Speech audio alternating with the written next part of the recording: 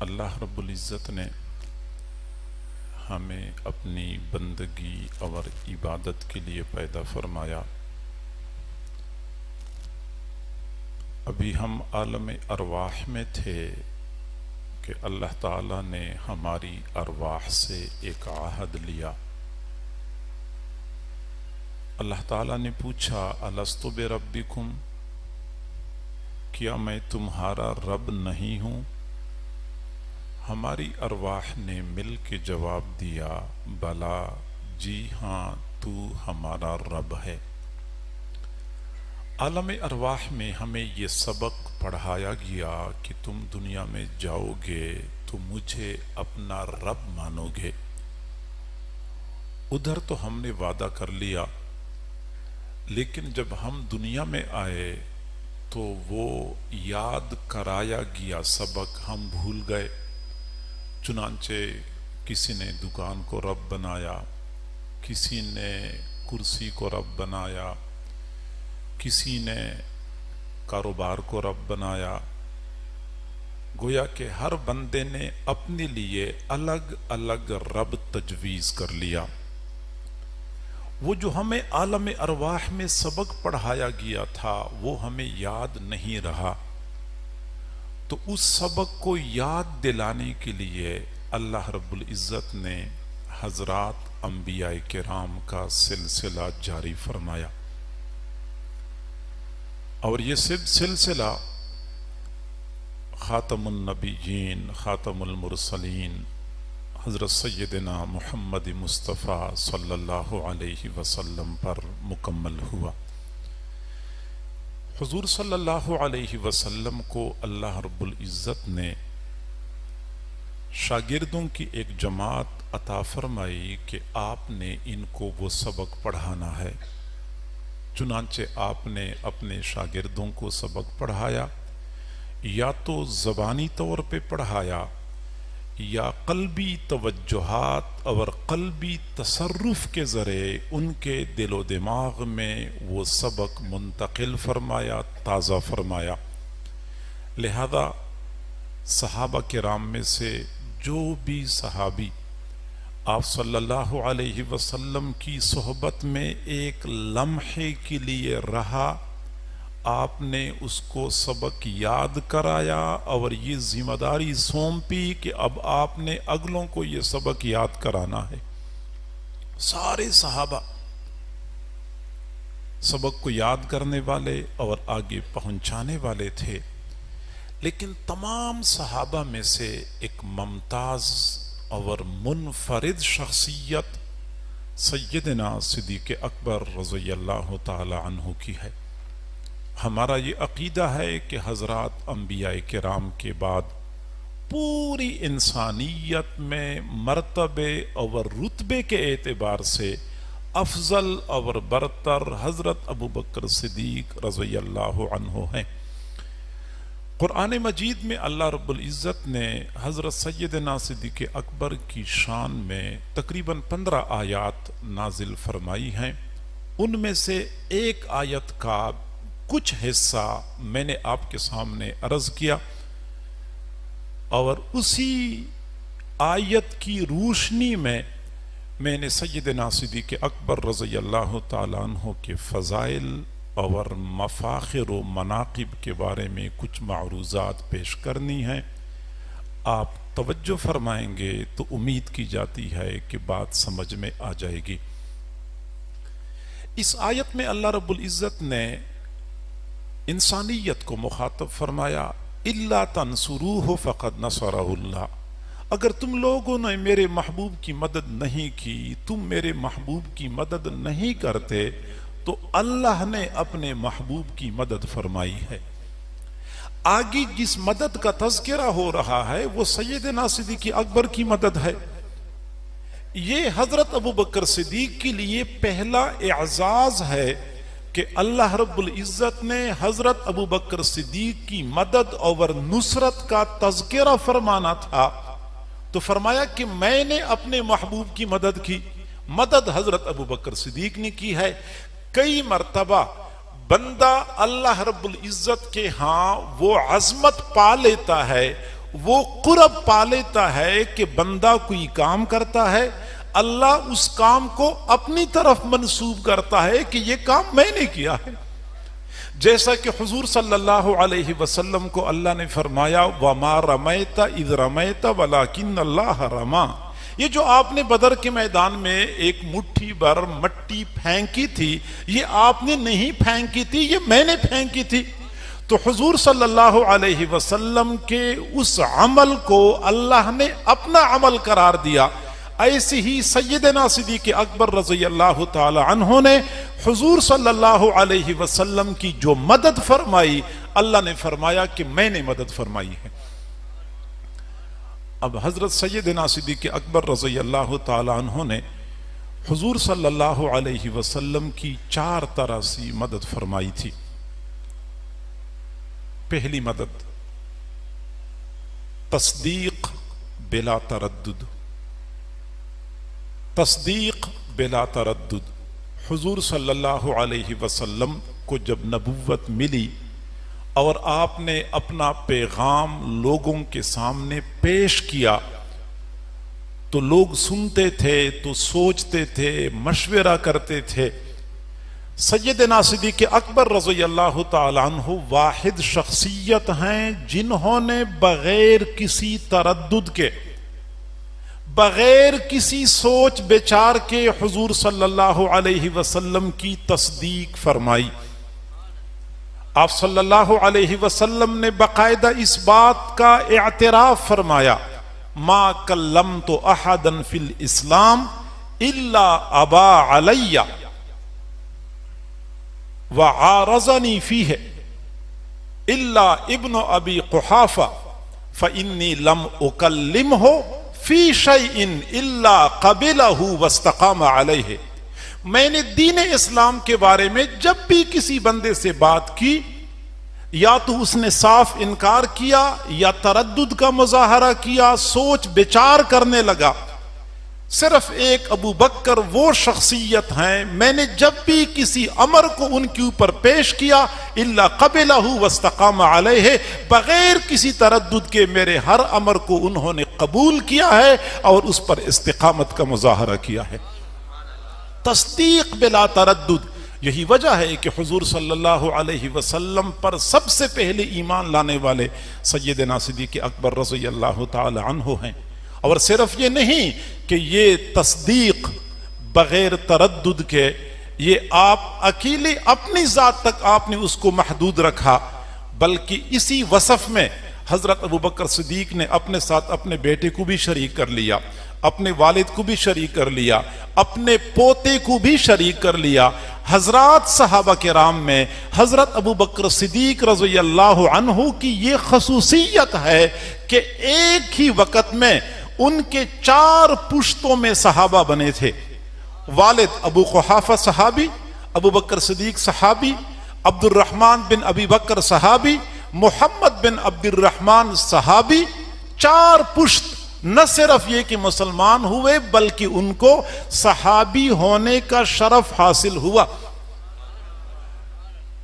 اور آپ حیران ہو جائیں گے کہ جب معراج کی رات حضور صلی اللہ علیہ وسلم رات کے تھوڑے سے وقفے میں آسمانوں پہ تشریف لے گئے، پھر حضرات انبیاء کرام سے ملاقات ہوئی، مسجد اقصی میں انبیاء کرام سے ملاقات ہوئی، جنت کی سیر کرائی گئی، جہنم کے مناظر دکھائے گئے، اللہ رب العزت سے ہم کلامی کا شرف حاصل ہوا.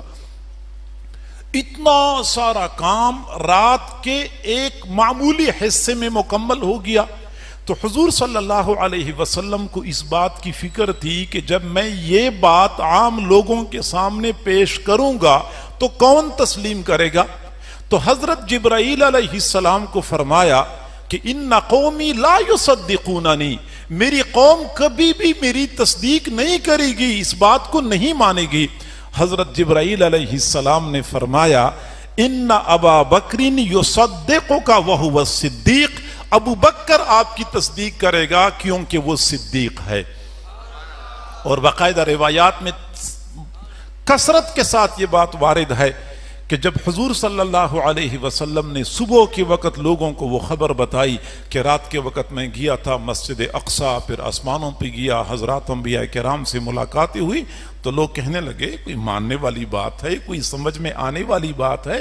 یہاں تک کہ جب ابو جہل نے یہ بات سنی تو ابو جہل نے کہا کہ اب موقع ہاتھ آ گیا، اب تو ابو بکر بھی اس بات کا انکار کرے گا، عقل ہی نہیں مانتی۔ چنانچہ ابو جہل اسی امید پہ خوشی خوشی سیدنا صدیق اکبر کے دروازے پہ پہنچا۔ صبح کا وقت تھا، دروازہ کٹکھٹایا، سیدنا صدیق اکبر رضی اللہ تعالیٰ عنہ باہر تشریف لائے۔ ابو جہل نے کہا پتہ ہے آپ کو آج آپ کے دوست نے کیا بات کی ہے؟ پوچھا کیا بات کی ہے؟ تو ابو جہل نے کہا وہ کہتا ہے کہ میں رات کے ایک حصے میں یہاں سے مسجد اقصیٰ پہنچا، حضرات انبیاء کرام سے ملاقاتیں ہوئی، پھر آسمانوں پہ گیا، پھر جنت کو دیکھا، جہنم کے مناظر دکھائے گئے، اللہ رب العزت سے ہم کلامی کا شرف حاصل ہو گیا، ہے کوئی ماننے والی بات؟ حضرت سیدنا صدیق اکبر رضی اللہ تعالی عنہ نے فرمایا لَإِن قَالَ ذَلِكَ لَصَدَقَ، اگر میرے محبوب نے یہ بات کی ہے تو سچی بات کی ہے۔ تو حضرت ابو جہل نے کہا کہ کیا آپ اس بات کو مانتے ہیں انہو ذہب فی ساعت من اللیل الی المسجد الاقصی ورجع قبل ان یصبح، مسجد اقصی تک پہنچ گیا، واپس لوٹ کے آ گیا اور ابھی صبح بھی نہیں ہو چکی تھی۔ تو حضرت سیدنا صدیق اکبر رضی اللہ تعالی عنہ نے فرمایا انی لاصدقہ فیما ہوا ابعد من ذلک، میں اس سے بھی زیادہ بڑی باتوں میں ان کی تصدیق کرتا ہوں۔ یأتینی بخبر السماء غدوۃ وروحۃ فاصدقہ، صبح و شام میرے پاس آسمان کی خبریں لے کے آتے ہیں، میں ہر بات میں ان کی تصدیق کرتا ہوں۔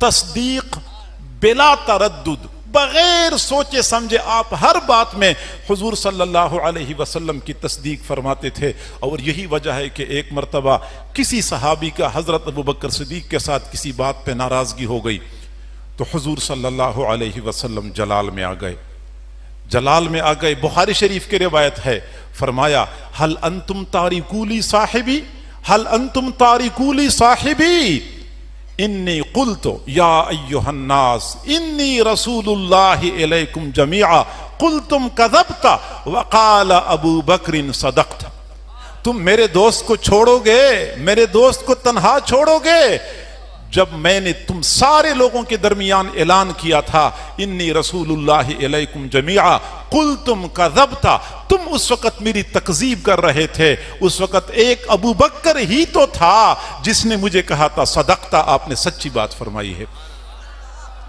تصدیق بلا تردد، یہ حضور کی پہلی مدد فرمائی۔ صحیح بخاری شریف کی روایت ہے، آپ صلی اللہ علیہ وسلم ایک مجلس میں تشریف فرما تھے، پھر آپ نے فرمایا کہ پچھلی امتوں میں ایک آدمی اپنی گائے پر سوار ہو کے جا رہا تھا، گائے پر سوار ہو کے جا رہا تھا، تو اس آدمی نے گائے کو تیز چلانے کے لیے گائے کو کوڑا مارا، تو گائے نے پیچھے مڑ کے دیکھا اور کہنے لگی انی لم اخلق لہذا انما خلقت للحراسہ، میں تو سواری کے لیے پیدا نہیں ہو چکی، میں تو کھیت میں ہل چلانے کے لیے پیدا ہو چکی ہوں۔ گائے نے جب یہ بات کر لی، حضور نے یہ بات فرمائی، مجلس میں کچھ منافقین تھے، کہنے لگے سبحان اللہ بقرہ تتکلم، سبحان اللہ گائے بھی بات کرتی ہے، گائے بھی کوئی بولتی ہے۔ حضور صلی اللہ علیہ وسلم نے فرمایا فَإِنِّي أُؤْمِنُ بِهَذَا وَأَبُو بَكْرٍ وَعُمَرْ وَمَا هُمَا ثَمَّ، فرمایا تم مانتے ہو یا نہیں مانتے، میرا بھی اس پر ایمان ہے، ابو بکر کا بھی ایمان ہے، عمر کا بھی ایمان ہے، حالانکہ ابو بکر اور عمر اس وقت موجود نہیں تھے۔ حضور کو اتنا اعتماد تھا کہ ابھی ان کو خبر بھی نہیں پہنچی تھی، فرمایا ابو بکر کا بھی اس بات پر ایمان ہے، عمر کا بھی اس بات پر ایمان ہے۔ پھر حضور نے فرمایا کہ بخاری شریف کی روایت ہے، پچھلی امتوں میں ایک آدمی تھا، وہ بکریاں چرا کے لے کے چرا رہا تھا، ایک بھیڑیا بکریوں پہ حملہ آور ہو گیا، ایک بکری کو اٹھا کے لے کے چلا گیا، پھر چراواہا پیچھے پیچھے بھاگا، اس نے بھیڑیے سے وہ بکری چھڑائی، جب چھڑائی تو بھیڑیا کھڑا ہو گیا اور بھیڑیے نے کہا کہ آج تو نے مجھ سے چھڑائی ہے یہ بکری، لیکن اس دن بکری کون چھڑائے گا جس وقت بکریوں کا میرے علاوہ کوئی چرواہا ہی نہیں ہوگا، گویا کہ میں ہی بکریوں کا چرواہا ہوں گا، تو کون بچائے گا؟ تو جب بھیڑیے کی یہ بات حضور نے نقل فرمائی، منافقین نے کہا سبحان اللہ، ذئب یتکلم، بھیڑیا بھی کوئی باتیں کرتا ہے؟ حضور نے فرمایا تم مانو یا نہ مانو، فإنی أؤمن بهذا وأبو بکر وعمر، میرا بھی اس پر ایمان ہے، ابو بکر کا بھی اس پر ایمان ہے، عمر کا بھی اس پر ایمان ہے، وما ہما ثم، اور یہ دونوں حضرات اس وقت موجود نہیں تھے۔ حضور کو اعتماد تھا کہ میں جو بھی بات پیش کرتا ہوں ابو بکر صدیق بغیر سوچے سمجھے میری ہر بات کو مانتا ہے۔ یہ نصرت کی پہلی صورت تھی، مدد کی پہلی صورت تھی۔ حضرت ابو بکر صدیق نے حضور صلی اللہ علیہ وسلم کی مدد فرمائی دوسرے طریقے سے کہ اپنا مال حضور صلی اللہ علیہ وسلم پر بے دریغ طریقے سے خرچ کر لیا۔ حضرت ابو بکر صدیق رضی اللہ تعالیٰ عنہ مکہ مکرمہ کے بڑے تاجر تھے اور مالدار تاجروں میں ان کا شمار ہوتا تھا۔ حضور صلی اللہ علیہ وسلم کو نبوت نہیں ملی تھی، یہ قبل نبوت کی بات ہے، ابھی حضور صلی اللہ علیہ وسلم کا چرچا نہیں تھا، ابھی وہ نوعمر تھے۔ جب وہ ابو طالب کے ہمراہ شام کے سفر پہ جا رہے تھے، اس وقت سیدنا صدیق اکبر رضی اللہ تعالیٰ عنہ دوست تھے، ساتھی تھے۔ حضرت ابو بکر صدیق کو اس بات کا احساس تھا کہ میرا بھائی، میرا دوست چچا کے ساتھ کاروبار کے لیے جا رہا ہے، راستے میں ایک خادم کی ضرورت ہوگی، تو باقاعدہ ایک غلام خرید کے حضور صلی اللہ علیہ وسلم کو دیا تھا کہ یہ آپ کے ساتھ سفر میں رہے گا، آپ کی خدمت کرے گا۔ نبوت ملنے سے پہلی کی بات ہے۔ پھر جب نبوت ملی، آپ صلی اللہ علیہ وسلم کے لیے پورے مکہ میں آگ لگ گئی اور مکہ کے لوگ آپ کی جان کے درپے ہو گئے، معاشی مشکلات کا دور شروع ہو گیا۔ اس وقت سیدنا صدیق اکبر رضی اللہ تعالی عنہ نے حضور صلی اللہ علیہ وسلم پر اپنے مال میں سے 40,000 درہم خرچ کر لیے تھے۔ اگر ہم آج کی حساب سے بات کریں تو یہ 400 اونٹوں کے برابر قیمت بنتی ہے، اور 400 اونٹ آج کل تقریباً 12 کروڑ کے بنتے ہیں۔ 12 کروڑ روپے حضرت ابو بکر صدیق نے حضور صلی اللہ علیہ وسلم پر صرف کیے تھے، یہاں تک کہ آپ صلی اللہ علیہ وسلم نے فرمایا ما نفعنی مال احد ما نفعنی مال ابی بکر، کسی کے مال نے مجھے اتنا نفع نہیں دیا جتنا نفع مجھے ابو بکر کے مال نے دیا ہے۔ اور حضرت سعید بن مسیب رحمہ اللہ فرماتے ہیں کان النبی صلی اللہ علیہ وسلم یقضی فی مال ابی بکر کما کان یقضی فی مال نفسہ، حضور صلی اللہ علیہ وسلم ابو بکر کے مال میں ایسا تصرف کرتے تھے، ایسا استعمال فرماتے تھے جیسا کہ بندہ اپنا مال استعمال کرتا ہے۔ اتنا قریبی تعلق تھا کہ حضور صلی اللہ علیہ وسلم ابو بکر کے مال کو اپنا مال سمجھ کے خرچ کیا کرتے تھے۔ اور جب انہوں نے کثرت سے مال خرچ کیا تو ایک وقت وہ بھی آ گیا کہ حضرت ابو بکر صدیق رضی اللہ تعالیٰ عنہ نے ٹاٹ کا لباس پہنا ہوا تھا، بٹن بھی نہیں تھے، کانٹوں کے ساتھ ان لباس کو آپس میں جوڑا ہوا تھا، عجیب مالی بحران کا شکار تھے۔ تو حضرت جبرائیل علیہ السلام حضور صلی اللہ علیہ وسلم کی خدمت میں حاضر ہوئے، دیکھا ابو بکر صدیق نے ٹاٹ کا لباس پہنا ہوا ہے، تو پوچھا کہ ابو بکر نے ایسا لباس کیوں پہنا ہوا ہے؟ حضور صلی اللہ علیہ وسلم نے فرمایا کہ چونکہ ابو بکر نے سارا مال مجھ پہ خرچ کیا ہے، ان کے پاس کچھ بچا نہیں ہے، اس لیے ٹاٹ کا لباس پہنا ہوا ہے۔ تو حضرت جبرائیل علیہ السلام نے عرض کیا کہ ابو بکر سے کہہ دو کہ میں اللہ کی جانب سے آیا ہوں، اللہ رب العزت نے مجھے 2 پیغامات دیے ہیں، ایک تو یہ کہ ابو بکر کو میرا سلام کہہ دو، ابو بکر کو میرا سلام کہہ دو، اور دوسری بات یہ کہ ابو بکر سے کہہ دیں کہ اہوا راضٍ عنی فی ہذہ الحال ام ساخط علی، ابو بکر اس حالت میں مجھ سے راضی ہے یا مجھ سے ناراض ہے؟ ابو بکر اس حال میں مجھ سے راضی ہے یا ناراض ہے؟ جب سیدنا صدیق اکبر نے سنا تو فرمایا اسخط علی ربی، کیا میں اپنے رب پر بھی ناراض ہو سکتا ہوں؟ انا راض عن ربی، انا راض عن ربی، انا راض عن ربی، میں اپنے رب سے راضی ہوں، میں اپنے رب سے راضی ہوں، میں اپنے رب سے راضی ہوں۔ اللہ تعالیٰ نے پوچھا ابو بکر مجھ سے راضی ہے؟ میں تو ابو بکر سے راضی ہوں، میں نے تو قرآن میں بھی کہا ہے رضی اللہ عنہم، کیا ابو بکر مجھ سے راضی ہے؟ ابو بکر نے کہا ہاں میں بھی اپنے رب سے راضی ہوں۔ اللہ نے فرمایا ورضوا عنہ، یہ لوگ بھی اللہ سے راضی۔ مال بے درے خرچ کر لیا۔ اور تیسری چیز، سیدنا صدیق اکبر رضی اللہ تعالیٰ عنہ نے اپنی ذات اور اپنے اہل و عیال کے ذریعے رسول اللہ صلی اللہ علیہ وسلم کی خدمت کی۔ ایسی خدمت کی کہ حضور صلی اللہ علیہ وسلم فرمایا کرتے تھے کہ صحابہ کرام میں مجھ پہ سب سے زیادہ احسانات حضرت ابو بکر صدیق کے ہیں۔ حضرت عبداللہ بن عباس رضی اللہ عنہما روایت کرتے ہیں کہ ان النبی صلی اللہ علیہ وسلم خرج فی مرضہ الذی مات فیہ، اپنے مرض وفات میں اپنے گھر سے باہر تشریف لائے، عاصبا رأسہ فی خرقۃ، اپنے سر مبارک پر کپڑے کی ایک پٹی لپیٹی ہوئی تھی، سر میں درد ہو رہا تھا۔ فقعد علی المنبر، ممبر پہ بیٹھ گئے، فحمد اللہ واثنى علیہ، اللہ کی تعریف بیان کی، اللہ کی ثنا بیان کی، خطبہ دینا شروع کر دیا۔ پھر فرمایا اما بعد فإن من امن الناس علی فی مالہ وصحبتہ ابو بکر، مجھ پر اپنے مال اور اپنی صحبت کے اعتبار سے سب سے زیادہ احسان کرنے والا ابو بکر ہے۔ ابو بکر کے سب سے زیادہ احسانات ہیں، اور ایسے احسانات حضور صلی اللہ علیہ وسلم ہر وقت یہ چاہتے تھے کہ ابو بکر میرے پاس رہے، ابو بکر میرے پاس رہے۔ حضرت حذیفہ بن الیمان رضی اللہ عنہ کی روایت ہے کہ ایک مرتبہ حضور صلی اللہ علیہ وسلم نے فرمایا اردت ان ابعث اقواما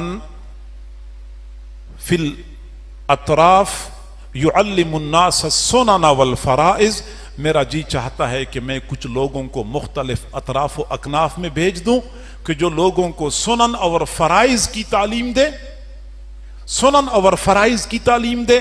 میرا جی چاہتا ہے کہ ایسے لوگوں کو بھیج دوں۔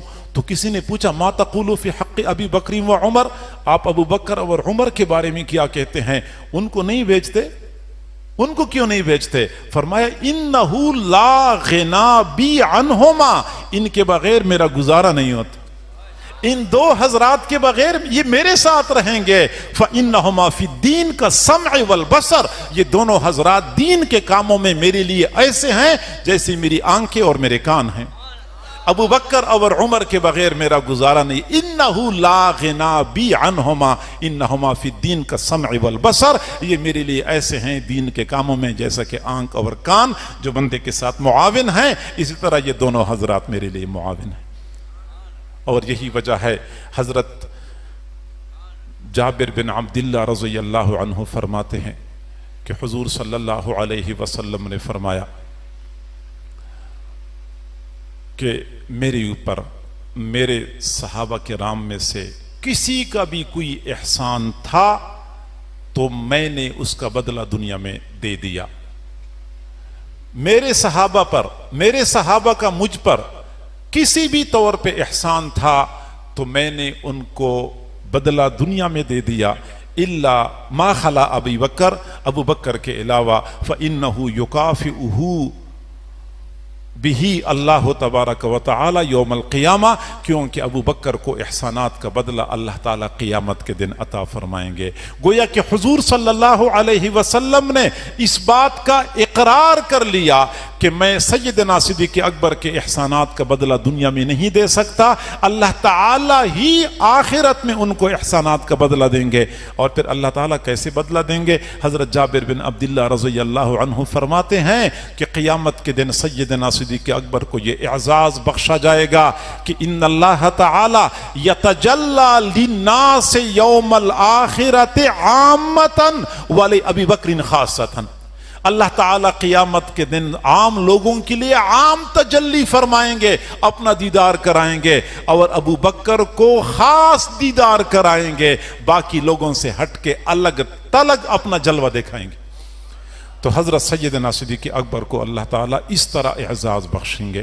چنانچہ جب ہجرت کی رات تھی، حضرت سیدنا صدیق اکبر نے ہر موقع پہ حضور صلی اللہ علیہ وسلم کی مدد فرمائی اور مدد کا حق ادا کر دیا. لیکن ہجرت کا سفر تو وفاؤں کا سفر تھا، یہ ایثار کا سفر تھا، یہ جان نثاری کا سفر تھا. چنانچہ ہجرت کے سفر میں حضرت سیدنا صدیق اکبر رضی اللہ تعالیٰ عنہ بذات خود اور اپنے پورے گھرانے کو حضور صلی اللہ علیہ وسلم کی خدمت پر مأمور فرمایا. خود ساتھ چلے اور ساتھ چلے، شانہ بشانہ چلتے رہے. ہجرت کے سفر میں حضور صلی اللہ علیہ وسلم کے ساتھ چلنا یہ اپنی موت کو دعوت دینے کے مترادف تھا. کس قدر شدید حالات تھے، پرخطر کیفیت بنی ہوئی تھی. کفار مکہ نے 100 اونٹوں کا انعام کا اعلان کر دیا تھا کہ جو بندہ ان کی خبر ہم تک پہنچا دے یا ان کو گرفتار کر کے ہم تک پہنچا دے. ان پرخطر حالات میں حضرت ابوبکر صدیق خود ساتھ ساتھ چلتے رہے اور دوسری جانب اپنی اہلیہ کو فرمایا تھا کہ ہم نے غار ثور میں جانا ہے، 3 دن وہاں گزارنے ہیں، آپ نے روزانہ تازہ کھانا بنا کے ہمارے پاس بھیجنا ہے. اپنی اہلیہ کو کھانا بنانے پہ لگایا، اپنی بیٹی حضرت اسماء رضی اللہ تعالی عنہا کو کھانا پہنچانے پہ لگایا. اور آپ یقین کریں، جن لوگوں نے غار ثور کو دیکھا ہوا ہے، آج بھی دن کے وقت غار ثور تک پہنچنا کتنا دشوار ہے. حالانکہ اب تو کسی طور پہ راستے بھی بن چکے ہیں، اس وقت تو راستے بھی نہیں تھے.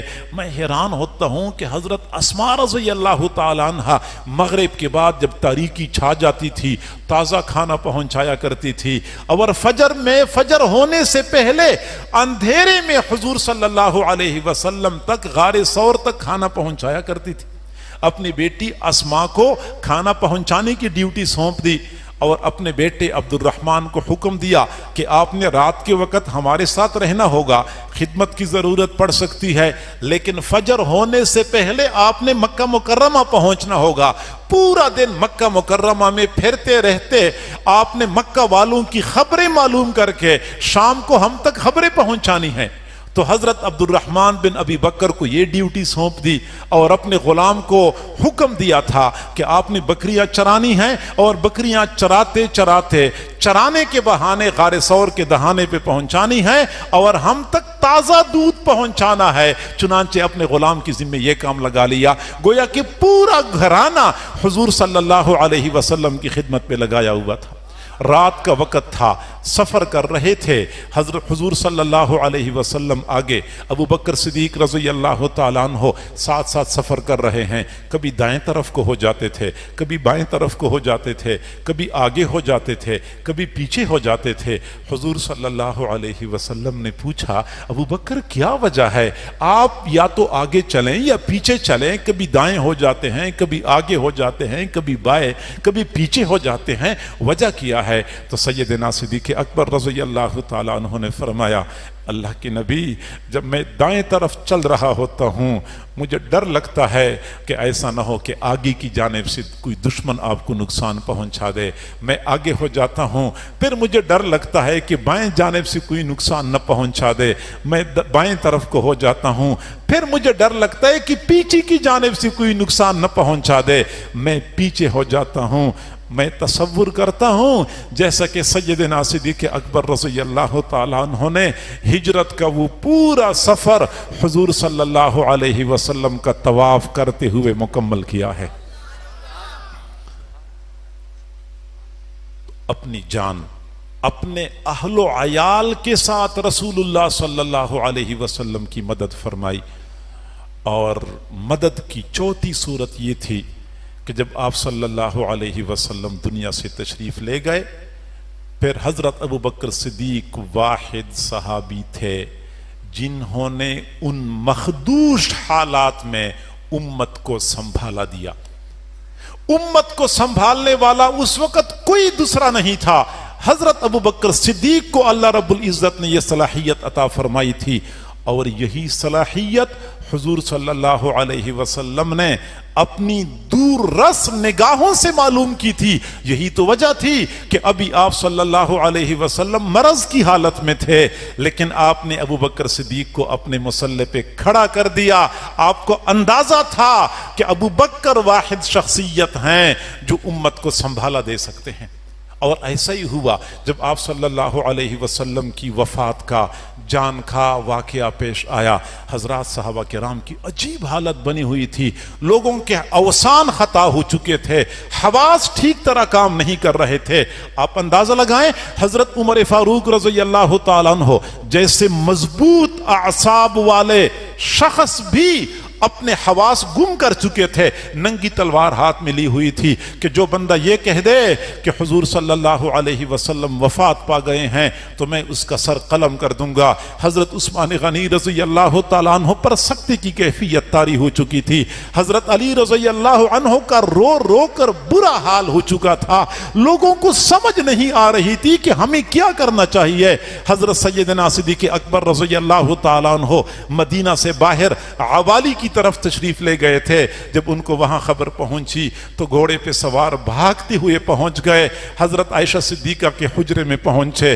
حضور صلی اللہ علیہ وسلم کے مبارک چہرے سے کپڑا ہٹایا، آپ کی مبارک ماتھے کا بوسہ لیا، پھر فرمایا بے ابی علیک و امی، میرا باپ اور ماں آپ پر قربان ہوں. طبت حیا و طبت میتا، میرے محبوب آپ نے زندگی بھی اچھی گزاری اور آپ کی وفات بھی اچھی حالت میں ہو چکی ہے. پھر آپ نے حضرت حضور علیہ السلام کے مبارک چہرے پہ کپڑا ڈال دیا.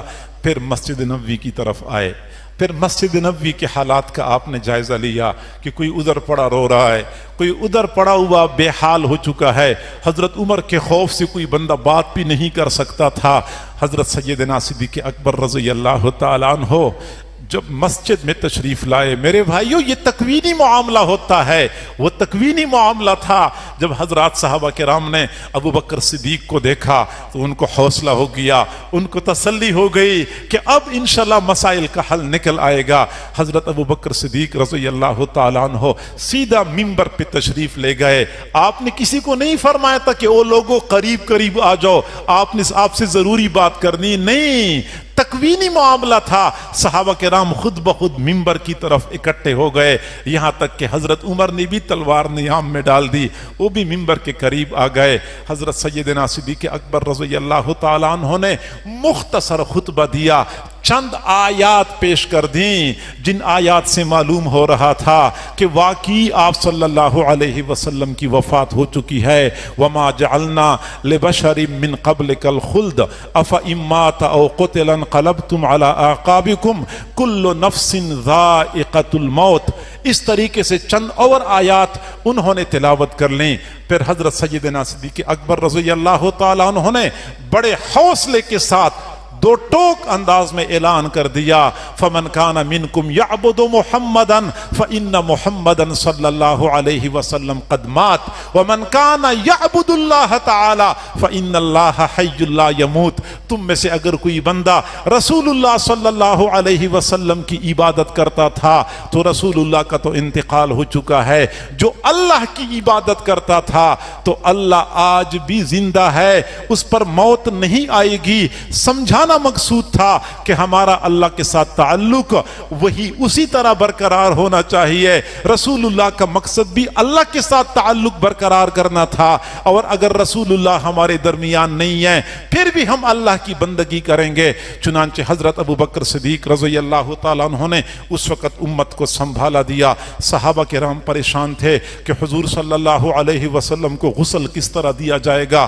کفن کیسے پہنایا جائے گا، جنازہ کیسے پڑھا جائے گا، کیسے ان کو دفنایا جائے گا. یہ بھی اللہ کی شان کہ ان تمام تر سوالات کے جوابات حضرت ابو بکر صدیق کے پاس تھے. انہوں نے ایک ایک کر کے مسئلہ بتا دیا کہ ہمیں کیا کرنا چاہیے. اور پھر جب حضرت سیدنا صدیق اکبر رضی اللہ تعالیٰ عنہ کو خلافت ملی، پھر خلافت ملنے کے بعد چند کام ایسے تھے جو انتہائی ضروری تھے.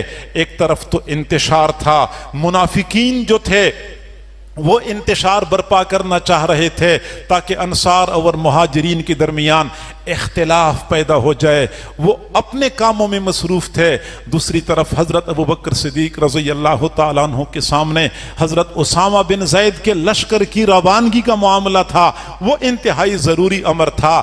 تیسری جانب مسیلمۃ الکذاب کو انجام تک پہنچانا تھا، یہ تیسرا معاملہ تھا۔ کچھ لوگوں نے زکوٰۃ کا انکار کر کے علانیہ طور پہ بیزاری کا اظہار کر لیا، ان کی سرکوبی کرنا یہ چوتھا معاملہ تھا۔ یہ چار بڑے معاملات تھے، اور حضرات صحابہ کرام پریشان تھے کہ ان معاملات پہ کیسے قابو پایا جائے گا۔ جب سیدنا صدیق اکبر رضی اللہ تعالیٰ عنہ نے مؤثر انداز میں اقدام کرنے کا ارادہ کر لیا تو حضرت عمر رضی اللہ تعالیٰ عنہ جیسی باہمت شخصیت نے بھی کہہ دیا کہ ابو بکر تھوڑا سا نرمی کا مظاہرہ کریں، منکرین زکوٰۃ کے خلاف اتنا سخت اقدام نہ کریں، ابھی نرمی کا مظاہرہ کریں، حالات اچھے ہو جائیں گے پھر بعد میں سختی کر لیں۔ جب حضرت ابوبکر صدیق نے یہ بات سنی تو جلال میں آ گئے، فرمایا اجبار فی الجاہلیت وخوار فی الاسلام، جاہلیت میں تو بڑے بہادر بنے پھرتے تھے،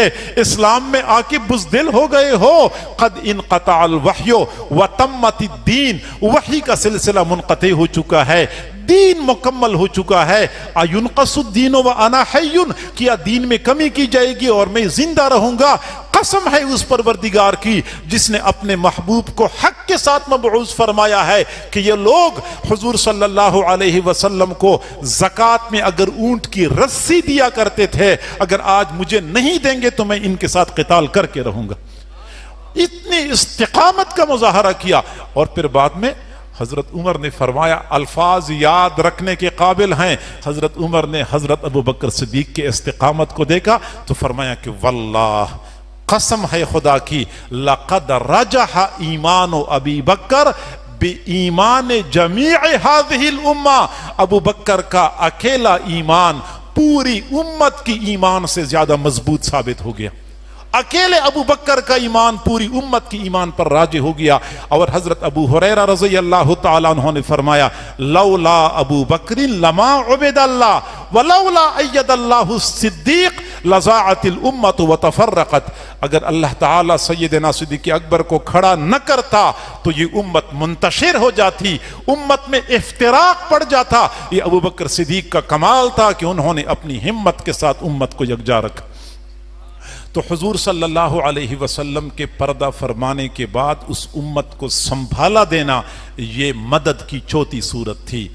تو الا تنصروہ فقد نصرہ اللہ، حضرت ابوبکر صدیق نے چار طرح مدد کی۔ آگے فرمایا اذ اخرجہ الذین کفروا، جب ان کو نکالا کافروں نے، ثانی اثنین، کہ حضور دو میں دوسرے تھے، ایک ابو بکر دوسرے حضور تھے، اذ ہما فی الغار، جب دونوں غار میں تھے، اذ یقول لصاحبہ، کہ حضور صلی اللہ علیہ وسلم اپنے صاحب کو فرما رہے تھے لا تحزن، پریشان نہ ہونا، صاحب کو فرما رہے تھے پریشان نہ ہونا۔ توجہ فرمائیں، یہ نہیں فرمایا کہ صحابی کو فرما رہے تھے، فرمایا کہ صاحب کو فرما رہے تھے۔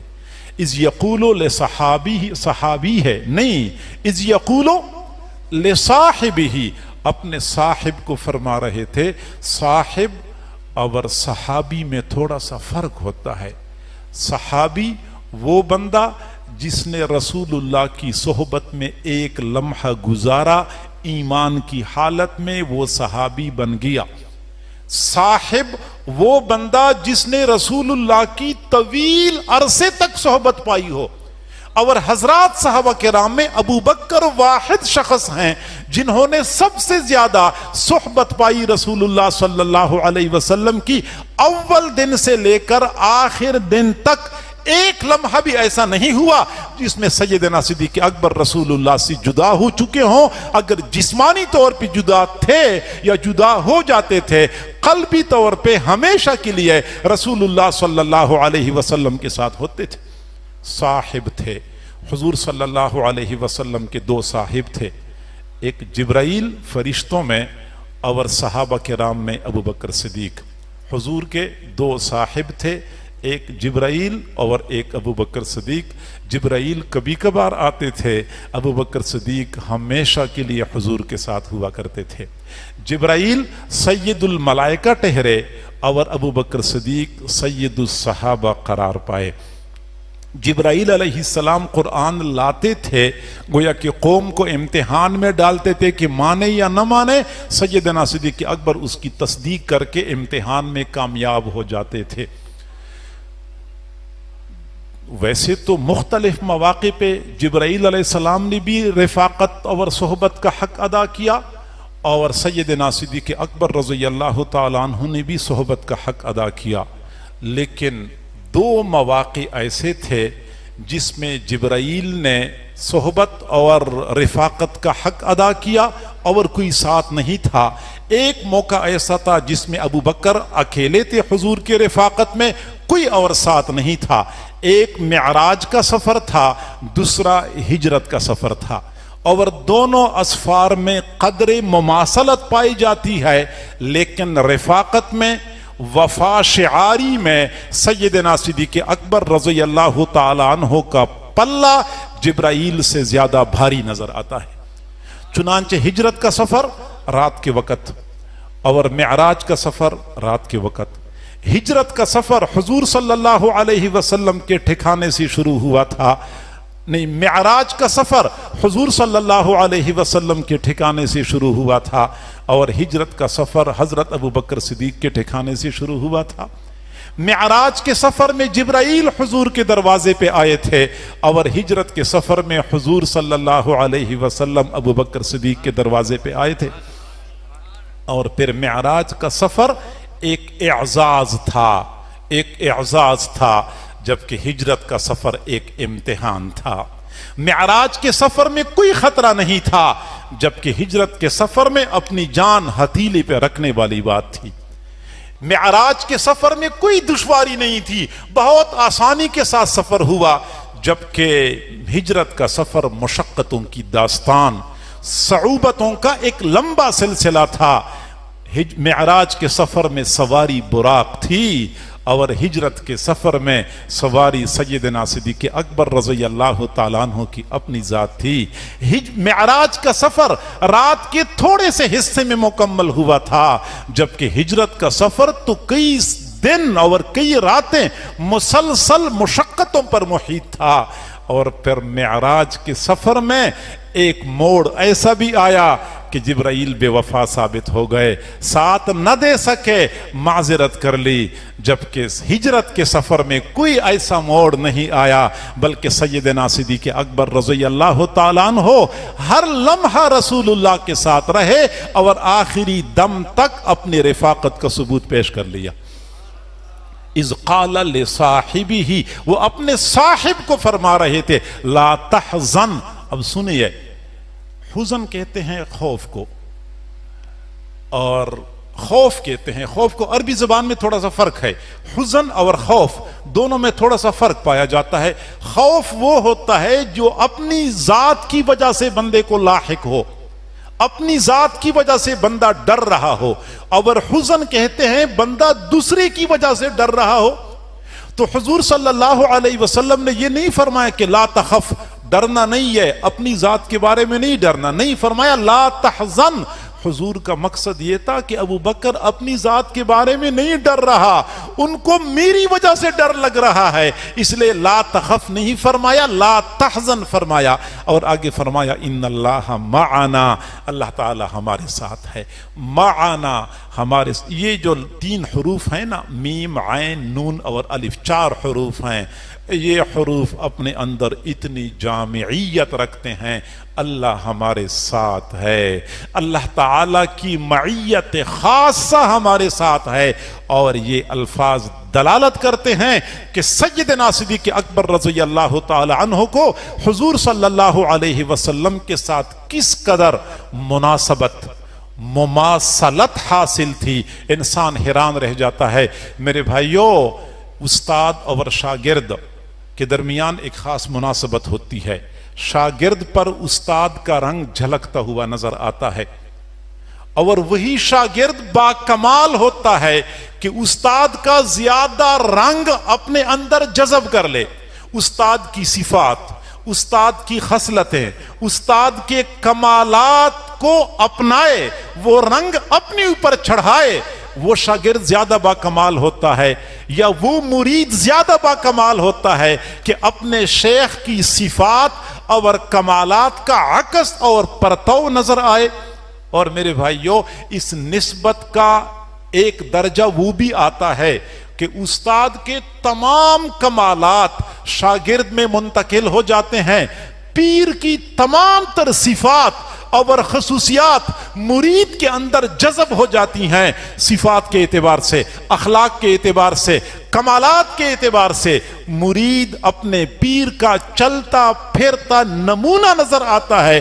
تصوف کے اصطلاح میں اس کو نسبت اتحادی کہتے ہیں کہ مرید اور شیخ کے درمیان صفات کے اعتبار سے اتحاد قائم ہو چکا ہے، شاگرد اور استاد کے درمیان صفات اور کمالات کے اعتبار سے اتحاد قائم ہو چکا ہے، اس کو نسبت اتحادی کہتے ہیں۔ اور حضرات صحابہ کرام میں سیدنا صدیق اکبر رضی اللہ تعالیٰ عنہ کی یہ خصوصیت تھی کہ ان کو نسبت اتحادی حاصل تھی۔ حضور کی صفات اور کمالات حضرت ابوبکر صدیق کی ذات میں جھلکتی ہوئی نظر آتی تھی۔ آپ اندازہ لگائیں، جب آپ صلی اللہ علیہ وسلم کو نبوت ملی، آپ اپنے گھر تشریف لائے، پریشان تھے، خوف زدہ تھے، اتنا بڑا بوجھ میرے کندھوں پہ آ چکا ہے، معلوم نہیں میں اس کو اٹھا سکوں گا یا نہیں اٹھا سکوں گا، اتنی بڑی ذمہ داری آ چکی ہے، میں اس کا حق ادا کر سکوں گا یا نہیں کر سکوں گا۔ پریشان تھے، اپنے گھر تشریف لائے، حضرت خدیجہ رضی اللہ تعالیٰ عنہ کو فرمایا لقد خشیت علی نفسی، میں تو اپنے اوپر ڈر رہا ہوں، پتہ نہیں میرا کیا بنے گا۔ حضرت خدیجہ رضی اللہ تعالیٰ عنہ بہت سمجھدار اور حوصلہ مند خاتون تھی، کہنے لگے کلا، ہرگز نہیں، واللہ قسم خدا کی، لا یخزیک اللہ ابدا، اللہ تعالیٰ آپ کو ہرگز رسوا نہیں فرمائیں گے۔ کیوں؟ انک لا تصل الرحم، آپ صلہ رحمی کرنے والے ہیں، وتحمل الکل، غریبوں کے ساتھ، ضعیفوں کے ساتھ بوجھ اٹھانے والے ہیں، وتکسب المعدوم، غریب اور نادار لوگوں کو کما کر دینے والے ہیں، وتقری الضیف، مہمان نوازی کرنے والے ہیں، وتعین علی نوائب الحق، اور سماوی حادث کی صورت میں آپ لوگوں کی مدد کر رہے ہیں، کرنے والے ہیں۔ حضرت خدیجہ رضی اللہ تعالی عنہ نے حضور صلی اللہ علیہ وسلم کی یہ چند صفات گنوائیں کہ آپ کے اندر یہ صفات پائی جاتی ہیں، اور آپ حیران ہو جائیں گے کہ مکی دور میں ایک مرتبہ حضرت ابوبکر صدیق رضی اللہ تعالیٰ عنہ نے حبشہ کی طرف ہجرت کرنے کا ارادہ کر لیا، مکہ مکرمہ سے باہر نکل چکے تھے، ایک کافر سے ملاقات ہوئی، کافر کا نام ابن دغینہ تھا، وہ تھا تو کافر لیکن طبعاً اچھا آدمی تھا۔ اس نے کہا ابوبکر کہاں جا رہے ہو؟ فرمایا کہ آپ کی قوم مجھے یہاں جینے نہیں دیتی، اس لیے میں حبشہ کی طرف جا رہا ہوں۔ ابن دغینہ نے کہا انہ لا یخرج ولا یخرج مثلک، آپ کی طرح بندہ نہ مکہ سے جائے گا، نہ اس کو جانے دیا جائے گا، نہ اس کو نکالا جائے گا، کیونکہ آپ تو بڑی صفات والے ہیں، اور ایسی صفات والے بندے مکہ میں رہیں گے۔ کیوں؟ انک لا تصل الرحم وتحمل الکل وتکسب المعدوم وتقری الضیف وتعین علی نوائب الحق۔ آپ یقین کریں، حضرت خدیجہ رضی اللہ تعالی عنہ نے حضور صلی اللہ علیہ وسلم کی جن صفات کا تذکرہ فرمایا تھا، ابن دغینہ مشرک تھا، اس نے حضرت ابوبکر صدیق کی انہی صفات کا تذکرہ کر لیا۔ اتنا حضرت ابوبکر صدیق حضور کے رنگ میں رنگے ہوئے تھے کہ مشرکین کو بھی پتا چل رہا تھا کہ وہی صفات ان کے اندر موجود ہیں جو ان کے استاد ان کے شیخ و مرشد کے اندر موجود ہیں۔ اور پھر صلح حدیبیہ کا واقعہ ہے، حضرت عمر رضی اللہ تعالیٰ عنہ اس صلح کرنے پر ناراض تھے، ناراض اس لیے تھے کہ ظاہراً صلح کی شرائط مسلمانوں کے خلاف جا رہی تھی۔ حضرت عمر کو اس بات کا افسوس تھا کہ ہمیں کفار کے ساتھ قتال کرنا چاہیے تھا، یہ جو ہم نے صلح کی ہے یہ ذلت پر مبنی صلح ہے، وہ کہہ رہے تھے فَفِيمَ نُعْتَ الدَّنِيَّةَ، ہمیں ذلت کیوں دی جا رہی ہے؟ لہٰذا حضرت عمر رضی اللہ تعالیٰ عنہ ناراض تھے، حضور صلی اللہ علیہ وسلم کی خدمت میں پہنچے، حضور صلی اللہ علیہ وسلم سے کچھ سوالات پوچھے، حضور نے جوابات دے دیے۔ وقت مختصر ہے، میں تمام تر سوالات بیان نہیں کر سکتا، ٹائم میں مزید نہیں لینا چاہتا، چنانچہ حضور نے ان سوالات کے جوابات دیے۔ حضرت عمر مطمئن نہیں ہوئے کہ میرا تو یہ خیال تھا کہ میری ان سوالات کی وجہ سے حضور اس معاہدے کو ختم کر دیں گے، قتال کی طرف بات چلی جائے گی، لیکن وہ تو بات نہیں گئی۔ تو حضرت عمر چلے گئے۔ ایک اور مقام پہ حضرت ابوبکر صدیق بیٹھے ہوئے تھے۔ حضرت ابوبکر صدیق سے وہی سوالات پوچھے۔ آپ یقین کریں جو جوابات حضور صلی اللہ علیہ وسلم نے ارشاد فرمائے تھے، بالکل لفظ با لفظ وہی جوابات حضرت ابوبکر صدیق نے حضرت عمر کو دے دیے تھے۔ اتنی مناسبت تھی سوچ میں، ذہنیت میں، اعتقاد میں، نظریہ میں، فکر میں، اتنی مناسبت پائی جاتی تھی۔ اسے کہتے ہیں نسبت اتحادی۔ اور پھر جب ہم مزید دونوں حضرات کی زندگیوں کا مطالعہ کریں، حضور صلی اللہ علیہ وسلم کے بارے میں اللہ تعالیٰ نے قرآن پاک میں ارشاد فرمایا وَلَسَوْفَ يُعْطِيكَ رَبُّكَ فَتَرْضَى، اور حضرت ابوبکر صدیق کے بارے میں فرمایا وَلَسَوْفَ يَرْضَى۔ حضور صلی اللہ علیہ وسلم نے اپنے بارے میں فرمایا انا اتقى ولد آدم، اور حضرت ابوبکر صدیق کے بارے میں قرآن نے فرمایا وَسَيُجَنَّبُهَا الْأَتْقَى۔ حضور صلی اللہ علیہ وسلم نے حضور صلی اللہ علیہ وسلم کے بارے میں قرآن نے فرمایا بالمؤمنین رؤوف الرحیم۔ حضرت ابوبکر صدیق کے بارے میں حضور صلی اللہ علیہ وسلم نے فرمایا ارحم امتی بامتی ابو بکر۔ حضور صلی اللہ علیہ وسلم نے اپنی ذات کے بارے میں فرمایا انا اغیر ولد آدم۔ پھر دوسرے مقام پہ حضرت ابو بکر کے بارے میں فرمایا کہ ابو بکر اغیر امتی بعد النبی صلی اللہ علیہ وسلم۔ اور پھر صرف یہ نہیں، یہ صفات نہیں، بلکہ تکوینی طور پہ دونوں حضرات کی زندگیوں میں ہمیں کچھ مماثلت نظر آتی ہے۔ حضور صلی اللہ علیہ وسلم کی وفات 63 سال کی عمر میں ہوئی، حضرت ابوبکر صدیق کی وفات 63 سال کی عمر میں ہوئی۔ حضور صلی اللہ علیہ وسلم کی وفات زہر کھانے کی وجہ سے ہوئی، حضرت ابوبکر صدیق کی وفات زہر کھانے کی وجہ سے ہوئی۔ حضور صلی اللہ علیہ وسلم کی وفات پیر کے دن ہوئی تھی، حضرت ابوبکر صدیق رضی اللہ عنہ کی وفات پیر کے دن ہوئی تھی۔ حضور صلی اللہ علیہ وسلم کے نواسے حضرت حسین کو بے دردی کے ساتھ شہید کیا گیا۔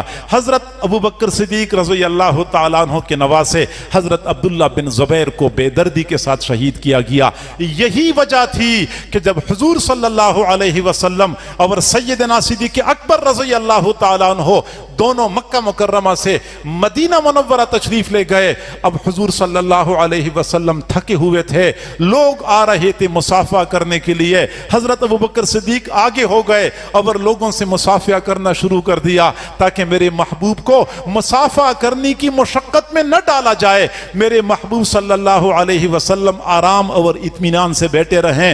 لوگ دیکھ رہے تھے، لوگوں کو پہچان نہیں ہو رہی تھی کہ استاد کون ہے، شاگرد کون ہے، نبی کون ہے، صحابی کون ہے۔ لوگ حضرت ابوبکر صدیق سے مصافحہ کر کے خوش ہو رہے تھے کہ رسول اللہ سے ہمارا مصافحہ ہو گیا۔ اور کافی دیر کے بعد جب دھوپ تیز ہو گئی تو حضرت ابوبکر صدیق رضی اللہ عنہ کھڑے ہو گئے، حضور صلی اللہ علیہ وسلم کی مبارک سر پہ اپنی مبارک چادر سے سایہ کر لیا۔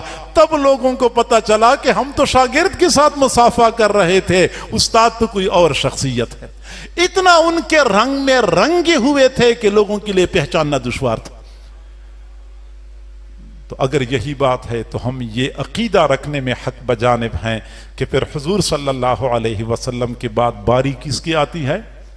حضرت ابوبکر صدیق کی آتی ہے۔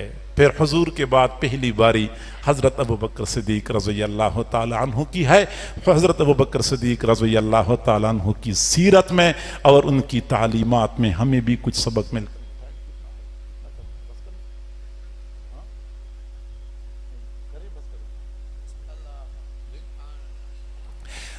حضرت سیدنا صدیق اکبر رضی اللہ تعالیٰ عنہ کی یہ سیرت بیان کرنا محض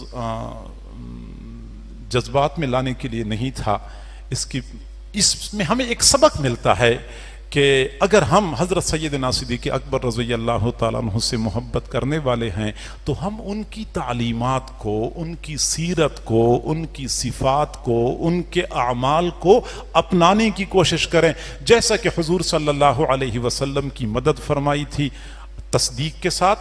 آج ہمیں بھی چاہیے کہ ہم دین کی تصدیق میں تردد کا مظاہرہ نہ کریں۔ آج افسوس سے کہنا پڑتا ہے جدید سائنس، جدید تعلیمات، جدید علوم کی وجہ سے تشکیک، لوگوں کے دل و دماغ میں شکوک و شبہات پیدا ہوتے ہیں۔ جب بھی آپ کوئی بات کرتے ہیں کہتے سائنس نہیں مانتی، جب بھی آپ کوئی دین کی بات کریں کہتے جدید علوم نہیں مانتے۔ میرے بھائیو، ہمیں چاہیے کہ اللہ اور رسول کی تعلیمات آج ہم تک پہنچے تو ہم بلا تردد ان تمام تر تعلیمات کی تصدیق کر لیا کریں، اس میں کوئی شک نہ کیا کریں۔ اسی طریقے سے ہم اپنے مال کے ذریعے، اپنی جان کے ذریعے دین کی مدد کیا کریں، جس طرح کہ سیدنا صدیق اکبر نے رسول اللہ کی مدد فرمائی تھی۔ آج رسول اللہ ہمارے درمیان موجود نہیں ہے، لیکن وہ دین تو ہمارے درمیان موجود ہے۔ رسول اللہ صلی اللہ علیہ وسلم کے جانشین حضرات علماء کرام، مشائخ تو موجود ہیں، تو دین کے کاموں میں ہم ان کے ساتھ مدد کر لیا کریں، تاکہ ہمارا بھی سیدنا صدیق اکبر کے نقش قدم پہ چلنے میں ہمارا بھی حصہ شامل ہو جائے۔ اللہ تعالی ہم سب کو سمجھنے اور عمل کرنے کی توفیق عطا فرمائے۔